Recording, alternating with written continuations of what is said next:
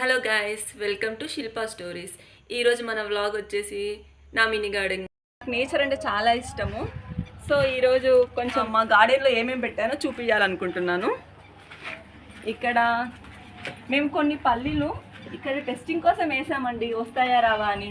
వేస్తే బాగానే వచ్చాయి, పర్లేదు. కానీ మొక్కలు ఇంత పెరగడానికి చాలా టైం పట్టింది.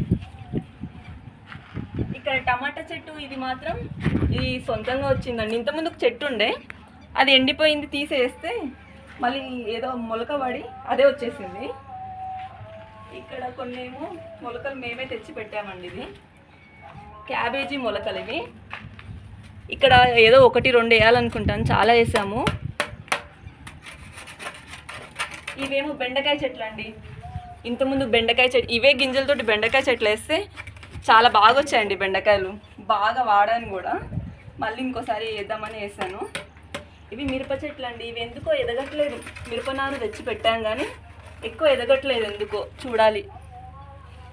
పెస్టిసైడ్స్ లేకుండా పెంచుదామని అనుకుంటున్నాను, అందుకే న్యాచురల్గా అలా వదిలేసాను, ఆర్గానిక్ ఉండాలని. గోంగూర మొక్క ఇది కూడా ఒక చిన్న గింజ వేస్తే వచ్చేసింది అది. ఇదేమో మునగ చెట్టు అండి. ఇంటి ముందలు ఉంటే ఇంటి ముందు ఉండొద్దని అన్నారు, సో వెనకన పెట్టాను. ఇది బాగా వచ్చేసిందండి. దీనికైతే అసలు నేను వాటర్ కూడా పెట్టలేదు, వర్షానికి బాగా వచ్చింది.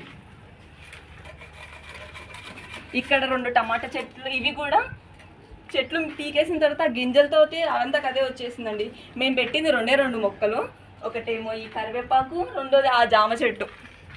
ఈ కరివేపాకు చెట్టు ఏనుకుంది కానీ ఎక్కువ ఎదగట్లేదు ఎందుకో, కానీ బాగానే ఏనుకుంది. ఇంకా ఈ జామ చెట్టు అండి. ఈ జామ చెట్టు అంటే నాకు చాలా ఇష్టం అండి. దీనికి ఎందుకో ఎప్పుడు జామకాయలు కాస్తాయో ఏమో, ఎప్పుడు తిందామా అన్నట్టుంది. కానీ ఈ చీమలు ఏమో అస్సలు రానియట్లేదు. మొత్తం చీమలు ఈ తెల్లది పురుగు పెడుతున్నాయి. గింజలు ఈ పిందెలు బాగా వస్తున్నాయి కానీ ఈ చీమల వల్ల ఈ తెల్ల పురుగు వచ్చేస్తుంది. ఇంకా ఇక్కడ కూడా ఇవి పల్లి చెట్లేనండి. అక్కడ కొన్ని వేసాను, ఇక్కడ కొన్ని వేసాను. ఇటు సైడ్ బాగా వచ్చాయి, అటు సైడ్ చిన్నగా ఉన్నాయి కానీ ఇటు సైడ్ పెద్దగా వచ్చేసాయి. ఇక్కడ మిరపనారు అక్కడ వేసాను కదా, అది సేమ్ అదే మిరపనారు. అక్కడ పెరగలేదు, ఇక్కడ పెరగలేదు. ఈ పుదీనా మొలక మా అమ్మ నాటిందండి.